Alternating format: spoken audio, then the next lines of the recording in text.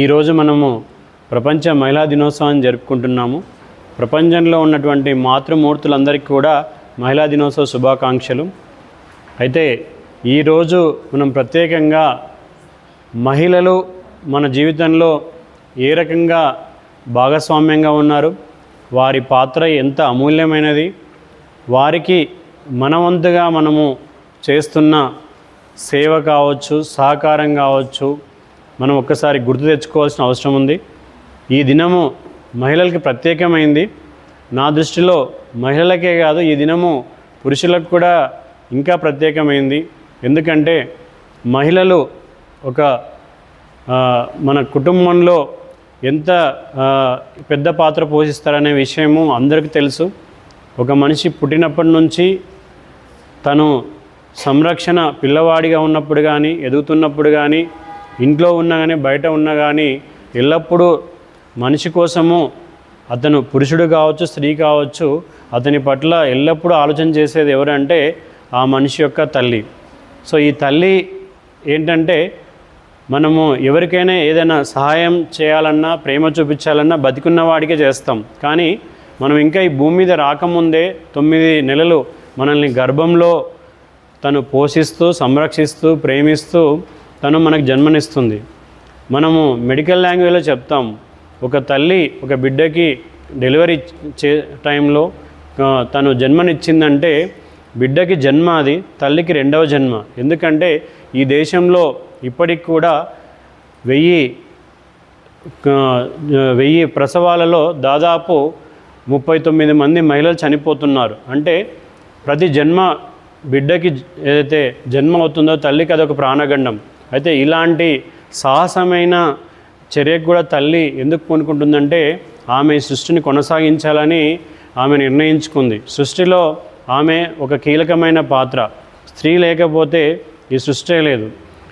ఇంకొకటి ఏంటంటే మన సమాజంలో ఏదైతే సమాజం యొక్క పురోగతి కావచ్చు, లేకపోతే మననం కావచ్చు, అది ఒక పక్షికి ఎట్లయితే 2 రెక్కలు ఉంటాయో అదేవిధంగా స్త్రీ పురుషులు ఇద్దరు కూడా ఒక 2 రెక్కలు లాంటి వాళ్ళు.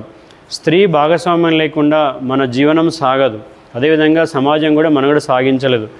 కాబట్టి ఇంతటి కీలకమైన పాత్ర పోషిస్తున్నటువంటి మహిళని మనము ఈరోజు తలుచుకుంటూ, గౌరవించుకుంటూ, వారి పట్ల వారికి ఉండే హక్కులు కావచ్చు, వారికి ఉండే అవసరాలు కావచ్చు, మనము వ్యక్తిగతంగా, సామాజికంగా వాటికి మనవంతుగా మనము చేదోడిని చేస్తూ, వారికి సహకారంగా ఉంటూ, వారి పట్ల మనం గౌరవాన్ని చూపిస్తూ, వారి పట్ల మనం పూజనీయంగా ఉంటూ మన బాధ్యతని నిర్వర్తించాలని చెప్పేసి నేను ఈరోజు కోరుకుంటున్నాను. మరొకసారి ప్రపంచంలో ఉండే మహిళలకు, మహిళామూర్తులందరికీ కూడా మహిళా దినోత్సవ శుభాకాంక్షలు. జై శ్రీరామ్. మహిళా దినోత్సవం సందర్భంగా మాక్ అసెంబ్లీ ప్రత్యేక సమావేశాలు వికారాబాద్లో నిర్వహించిన మా శారదా హాస్పిటల్ సిబ్బంది. అంతర్జాతీయ మహిళా దినోత్సవాన్ని పురస్కరించుకొని రాష్ట్రంలోని మహిళామణులకు అంతర్జాతీయ మహిళా దినోత్సవ శుభాకాంక్షలు. ఎత్ర నార్యస్తు పూజంతే రమంతే తత్ర దేవత. స్త్రీ ఎక్కడ గౌరవించబడుతుందో అక్కడ దేవతలు నివాసం ఉంటారు. అంతటా సమానమైన స్త్రీమూర్తికి అవకాశాలను సమానత్వం కల్పించాలని మనమందరం కృషి చేయవలసిన అవసరం ఉంది. మహిళా సాధికారతపై ముఖ్యమంత్రి గారిని మహిళా దినోత్సవం సందర్భంగా చర్చలు ప్రారంభించవలసినదిగా కోరుతున్నాను. అధ్యక్ష, మా ప్రభుత్వం మహిళల పట్ల మరియు వారి అభివృద్ధి పట్ల సానుకూల నిర్ణయాలు తీసుకుంటూ వారికి ఆర్థిక, రాజకీయ స్వాతంత్రాలు కలిగించే విధంగా మేము నిర్ణయాలు తీసుకోవడం జరిగింది అధ్యక్ష. అందులో భాగంగా మహిళలకు ఫ్రీ బస్సు మరియు 500కే ఫ్రీ గ్యాసు, 200 యూనిట్ల వరకు ఫ్రీ కరెంటు ఇవ్వడం జరిగింది. మరియు ఇందిరమ్మ ఇండ్లను కూడా ముఖ్యంగా ఆడవాళ్ళ పేరు పైన ఇవ్వడం జరిగింది అధ్యక్ష. రాష్ట్ర ప్రభుత్వం మహిళల అభ్యున్నత కోసం తీసుకునే నిర్ణయాలు దేశానికి ఆదర్శంగా ఉన్నాయి. ఇప్పుడు ప్రతిపక్ష నేతను మాట్లాడవలసినదిగా కోరుతున్నాను. ధన్యవాదాలు అధ్యక్ష. మహిళలందరికీ మహిళా దినోత్సవ శుభాకాంక్షలు. మహిళా దినోత్సవం రాష్ట్రంలోని సోదరి మనులందరికీ మహిళా దినోత్సవ శుభాకాంక్షలు. ముఖ్యమంత్రి గారు మాట్లాడుతూ మహిళల మీద లేని ప్రేమని ఉన్నట్టు చూపిస్తూ ప్రసంగించారు అధ్యక్ష. ముఖ్యమంత్రి గారు ఉచిత బస్సు సౌకర్యం రాష్ట్రంలోని మహిళలందరికీ కల్పిస్తున్నామని చెప్పడం జరిగింది అధ్యక్ష. కానీ ఇంతకు మునుపే చిన్నపిల్లలకు ఫ్రీ టికెట్ అని, హాఫ్ టికెట్ అని సౌకర్యం ఉన్నది. అలాగే యువతులకు పాస్ సౌకర్యం ఎప్పటి నుండో అమలులో ఉన్నది అధ్యక్ష. వీటన్నింటినీ తీసివేసి అందరికీ 0 టికెట్ ఇచ్చి ప్రభుత్వం 1 కోటి మంది మహిళలకు ఫ్రీ బస్సు సౌకర్యం కల్పించామని గొప్పలకు పోతుంది అధ్యక్ష.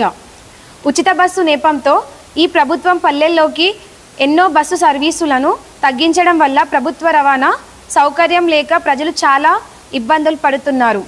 అలాగే బస్సులో 70 మంది ప్రయాణించాల్సిన చోట 140 మంది ప్రయాణించడం వల్ల చాలా ఇబ్బందులు ఎదురవుతున్నాయి అధ్యక్ష. మీకు ఇచ్చిన టైం అయిపోయింది, దయచేసి ముగించండి. అధ్యక్ష 2 నిమిషాల్లో ముగిస్తాము. మీ ద్వారా ప్రభుత్వానికి మా సూచన తక్షణమే ప్రభుత్వం కొత్త బస్సులు కొని రాష్ట్రంలో సర్వీసులు పెంచి సమయపాలన పాటించవలసిందిగా కోరుతున్నాము. ధన్యవాదాలు అధ్యక్ష. విపక్ష నేతను మాట్లాడవలసినదిగా కోరుతున్నాను. అధ్యక్ష ధన్యవాదాలు అధ్యక్ష. జననం నీవే, గమనం నీవే, సృష్టివి నీవే, కర్తవు నీవే, కర్మవు నీవే, ఈ జగమంతా నీవే. అందుకే భగవంతుడు అన్ని చోట్ల ఉండలేక ప్రతి ఇంట్లో నిన్ను సృష్టించాడు. ఒక మహిళ నీకిదే మా వందనం. రాష్ట్ర ప్రజలకు మహిళా దినోత్సవ శుభాకాంక్షలు. అధ్యక్ష, ముఖ్యమంత్రి గారు మాట్లాడుతూ మహిళా అభ్యున్నతి కోసం మరియు ఆర్థిక సాధికారత అనే పెద్ద మాటలు చెప్పి ఈ ప్రభుత్వం కాలాన్ని వెల్లదీస్తుంది అధ్యక్ష. 6 గ్యారంటీల పేరుతో ప్రభుత్వం అందరినీ మోసం చేసింది అధ్యక్ష. ఈ ప్రభుత్వం మహిళలకు ఇచ్చింది గోరంత, కానీ చెబుతోంది కొండంత అధ్యక్ష. మహిళలకు ఫ్రీ బస్సు, 500 రూపాయలకు గ్యాస్ సిలిండర్ ఇచ్చి రాష్ట్రంలోని ప్రతి మహిళకు 2500 రూపాయలు ఆర్థిక సహాయం అందిస్తామని కనీసం 2.5 రూపాయలు కూడా ఇవ్వలేదు అధ్యక్ష. రాష్ట్రంలోని ప్రతి మహిళకు రాష్ట్ర ప్రభుత్వం 15 నెలలకు గాను 15 × 2500 37,500 రూపాయలు. అలాగే సరాసరి 1 కోటి మంది మహిళలకు 37,500 కోట్ల రూపాయలు బాకీ పడింది అధ్యక్ష. ఆర్థిక మంత్రి గారు మాట్లాడతారు. రాష్ట్రంలో ఆర్థిక పరిస్థితి చాలా భయానీయ పరిస్థితిలో ఉంది. అయినా సరే మేము మహిళలకు అనేక ఉచిత పథకాలు మరియు ఆర్థిక పథకాలు కొనసాగించడం విపక్షాలకు కనిపించడం లేదా అధ్యక్ష? ఆర్థిక పరిస్థితి మెరుగుపడగానే నా ప్రభుత్వం అన్ని పథకాలను అమలు చేస్తుంది అధ్యక్ష. విపక్ష నేత మీకు ఇచ్చిన టైం అయిపోయింది, ముగించవలసినదిగా కోరుతున్నాను. అధ్యక్ష, ఆర్థిక మంత్రి గారు రాష్ట్ర ప్రజలకు అబద్ధాలు చెప్పమని ఒప్పుకున్నందుకు చాలా సంతోషంగా ఉంది. అధ్యక్ష, ఇప్పటికైనా రాష్ట్ర మహిళలకు మీరు ఇచ్చిన హామీలను పూర్తి చేయవలసిందిగా మీ ద్వారా ప్రభుత్వానికి సూచన అధ్యక్ష. మహిళా దినోత్సవాన్ని పురస్కరించు రాష్ట్ర ప్రజలందరికీ మహిళా దినోత్సవ శుభాకాంక్షలు. అధ్యక్ష, ఈ అవకాశం ఇచ్చినందుకు ధన్యవాదములు. అధ్యక్ష, మహిళా సాధికారతపై చర్చ పెట్టడం అభినందనీయం అధ్యక్ష. ముఖ్యమంత్రి గారు మాట్లాడుతూ రాష్ట్రంలోని వృద్ధులకు, వితంతులకు, దివ్యాంగులకు, ఇతర కార్మికులకు చేయూత పథకం ద్వారా ఆర్థిక సహాయం చేస్తామని హామీ ఇచ్చారు. ప్రభుత్వం అధికారంలోకి రావడం చేయూత పథకం కింద లబ్ధిదారులకు 2,000కు, 4,000కు మరియు 3,000ను 6,000కు పెంచుతామని ప్రకటించారు. కానీ ఇప్పటి వరకు పాటించలేదు అధ్యక్ష. సంక్షేమ శాఖ మంత్రి మాట్లాడవలసినదిగా కోరుతున్నాను. సభకు నమస్కారం అధ్యక్ష. పూర్వపు ప్రభుత్వం మితిమీరిన అప్పులు, ఆర్థిక విధ్వంసం వలన పంచలేదు అధ్యక్ష. రాష్ట్ర ఆర్థిక పరిస్థితి మెరుగుపడగానే చేయూత పింఛన్ల యొక్క ఆర్థిక సహాయం పెంచుతామని మీ ద్వారా విపక్షాలకు, రాష్ట్ర ప్రజలకు తెలియజేయనున్నాము అధ్యక్ష. మన సంక్షేమ శాఖ మంత్రి గారిని ఒక ప్రశ్న అడగాలనుకుంటున్నా అధ్యక్ష. సంక్షేమ శాఖ మంత్రి గారు గౌరవనీయులు, మీకు ఒక విషయం అడగాలనుకుంటున్నాను. మీరు చేసే బియ్యం పంపిణీ చేస్తున్నారు, దాంట్లో పెద్దలు రాళ్ళు వెనుక వేసుకోమన్నారు, బియ్యంలో రాళ్ళు కాదండి. రాళ్ళు వెనుక వేసుకోమండి, బియ్యంలో రాళ్ళు కాదు, వేరే అవి మనం ఖర్చు పెట్టుకోకుండా డబ్బులు జమ చేసుకోమని చెప్పిర్రు. ఇంకొకటి, అందరు నాన్ వెజిటేరియన్స్ ఉండరు, కొందరు వెజిటేరియన్స్ కూడా ఉంటారు. సో పురుగులు తగ్గించండి మీ బియ్యంలో. ఆ జల్ల పురుగులకు వాటికి అందరు నాన్ వెజిటేరియన్స్ ఉండరండి, కొందరు వెజిటేరియన్స్ కూడా ఉంటారు, వాళ్ళకి తినడానికి ఇబ్బంది అవుతుంది. ఇలాంటి మంచి పథకాలను అమలు చేసిన వాళ్ళని గిన్నిస్ బుక్లో ఎక్కించాలి యాక్చువల్గా. కానీ ఆ పాజిటివిటీ మనకు లేదు కదా, అందుకే ఊరుకుంటున్నాం. అధ్యక్ష, నాకు ఇంకో డౌట్. ఫ్రీ బస్సు అంటున్నారు అధ్యక్ష. ఫ్రీ బస్సులో ఆడవాళ్ళు ఇక్కడ నిలబడితే బస్సు ఆడికెళ్ళి ఆగుతుంది అధ్యక్ష. డ్రైవర్కి మీరు చెప్పలేదా, లేకపోతే డ్రైవర్ మీ మాట వింటలేడా, మాకు అర్థమవుతలేదు అధ్యక్ష. అది మీకే తెలియాలి అధ్యక్ష. ఒకవేళ భార్యాభర్తలు ఇద్దరు కలిసి ఎక్కడికన్నా వెళ్తున్నారు, ఇద్దరికి పని ఉంది, అప్పుడు బస్ వాడు భర్తను ఎక్కించుకొని వెళ్ళిపోతున్నాడు అధ్యక్ష. ఆ భార్యకు పని ఉండదా? తను వెళ్ళదా? తన పని అక్కడే ఆగిపోతుందా అధ్యక్ష? ప్రతి ఒక్కరికి సమానమైన హక్కు కలిగించాలి అధ్యక్ష. ఫ్రీ బస్సు మహిళలకు రాష్ట్రంలో పురుషులు లేరా అధ్యక్ష? మహిళలు మాత్రమే ఉన్నారా? సమాధానం ఇవ్వాల్సిందిగా కోరుతున్నాను అధ్యక్ష.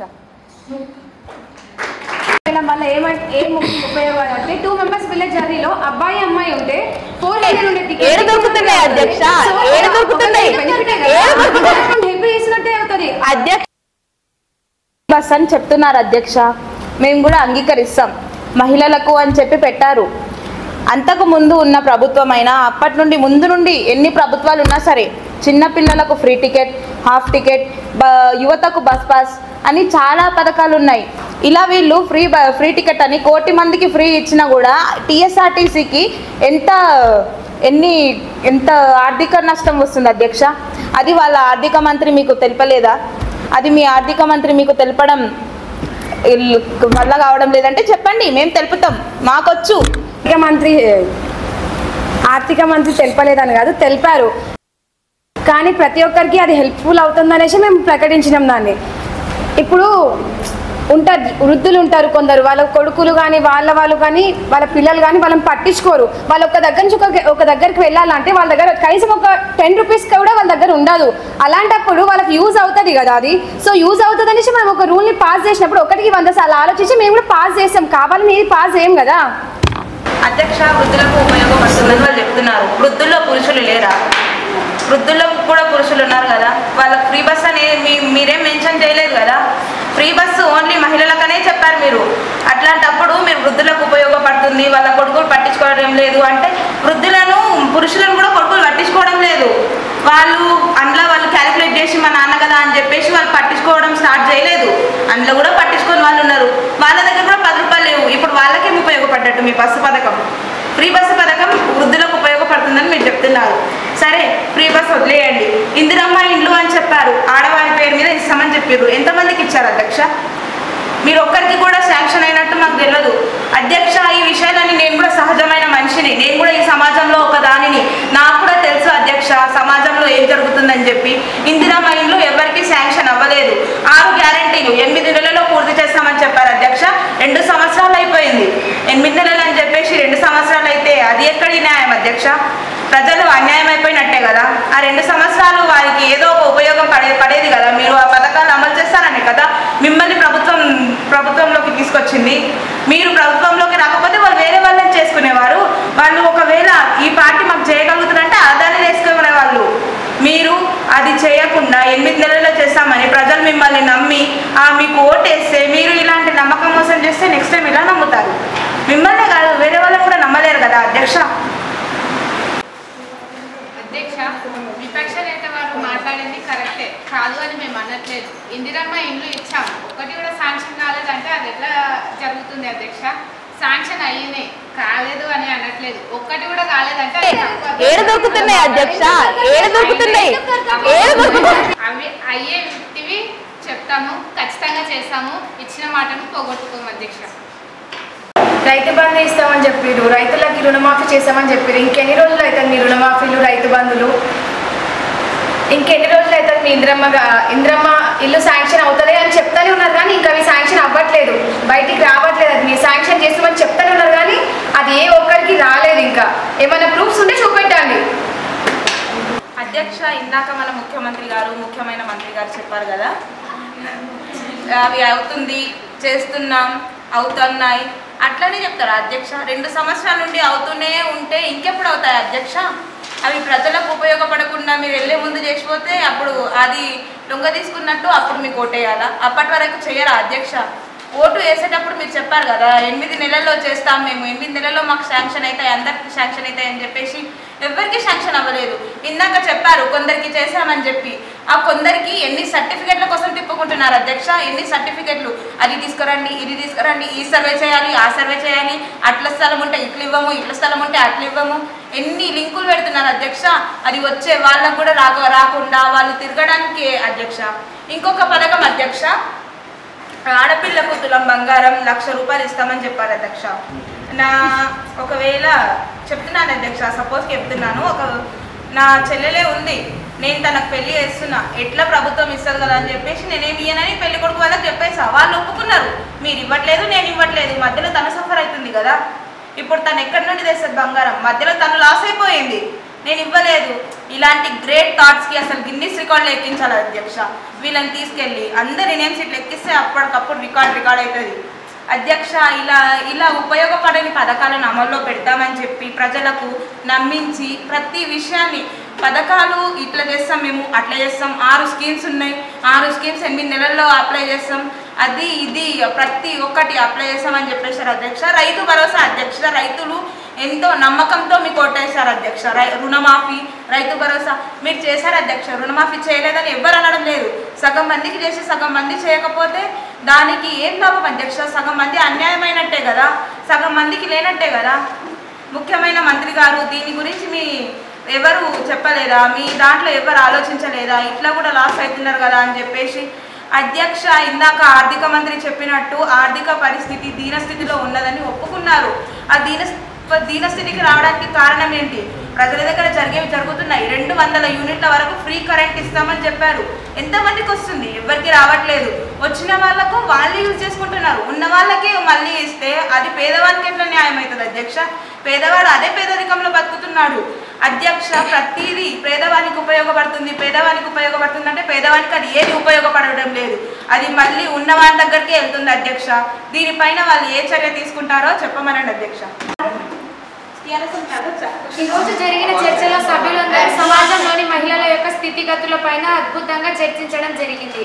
మహిళల పట్ల ప్రభుత్వం, ప్రతిపక్షం, విపక్షం అని తేడా లేకుండా మహిళల సాధికారత పట్ల అందరూ కృషి చేయవలసినదిగా కోరుకుంటూ, మహిళలు అన్ని రంగాల్లోనూ ఉన్నత స్థితికి చేరుకోవాలని హృదయపూర్వకంగా కోరుకుంటూ సభ్యులందరికీ ప్రత్యేక ధన్యవాదాలు తెలియజేస్తూ మహిళా సాధికారతపై చర్చ కార్యక్రమాలు ముగిస్తూ సభని నిర్వధికంగా వాయిదా వేయడం జరిగింది.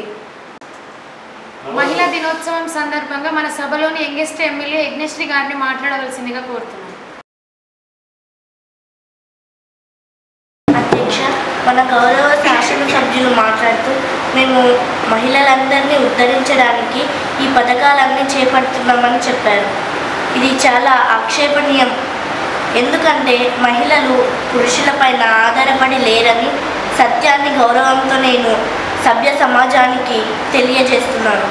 ఈరోజు కానీ గతంలో మరెన్నడూ కానీ మహిళలు ఇతరులపైన ఆధారపడి లేరు అని నేను ఘంటాపథంగా చెప్తున్నాను.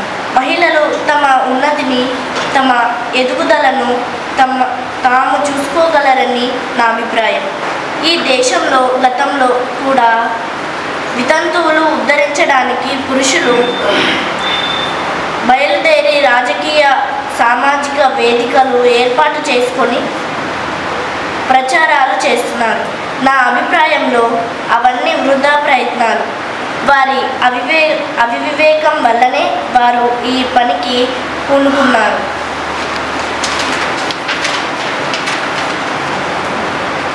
ఇట్లాంటి ప్రయత్నం ఇక ముందు ఈ దేశంలో ఎవరు చేయకూడదని నేను కోరుకుంటున్నాను.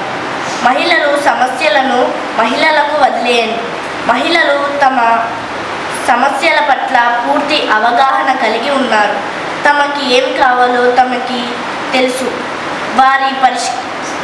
వాటిని పరిష్కరించుకునే ప్రయత్నంలో వారు ఈరోజు కాకపోయినా రేపు సఫలీకృతం అవుతారు. 5000 సంవత్సరాల క్రింద ఈ దేశంలో పండితులు సభలో మనకు కనిపించే ఈ భౌతిక ప్రపంచానికి ఆవల ఒక చేతన వస్తువు ఉందా లేదా అనే చర్చ జరిగింది. ఆ నిండు సభలో తర్కశాస్త్రం ప్రావీణ్యం ఉన్న ఎంతోమంది పురుష పండితులు ఓడించి సత్యాన్ని నిరూపించింది గార్గి ఒక మహిళ అని మర్చిపోకండి.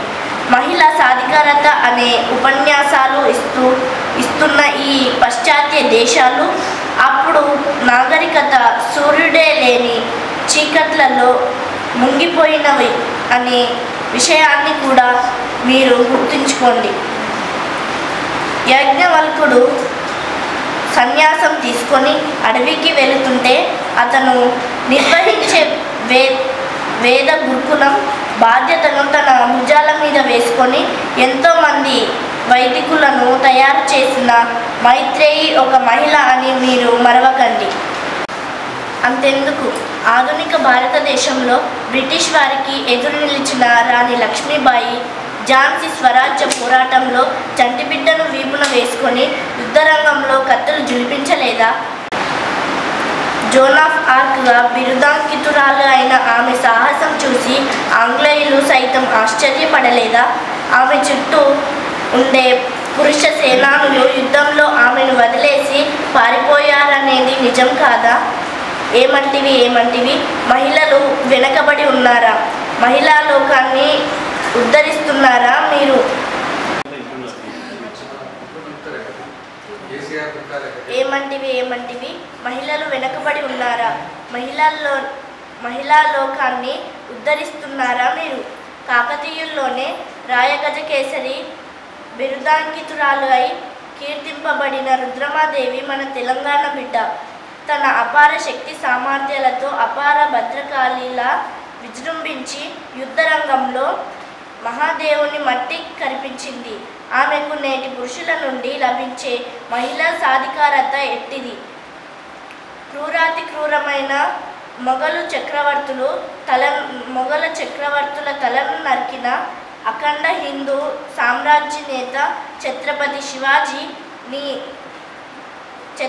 శివాజీని తయారు చేసిన తల్లి జిజియాబాయి లాంటి స్త్రీమూర్తి ప్రపంచ దేశంలో ఎక్కడైనా కనబడ్డారా మీకు? ఈ రోజుల్లో కూడా ఎంతోమంది నారీమణులు తమ స్వశక్తిని నమ్ముకొని సొంత ఆలోచనలతో ఎదుగుతూ సమాజంలో మహిళ స్వతహాగా శక్తివంతురాలు అనే ఆదర్శాన్ని నిలబెడుతున్నారు. దీన్ని నేటి పురుషులు ప్రపంచం గమనించాలని ఈ సభాముఖంగా కోరుకుంటున్నాను.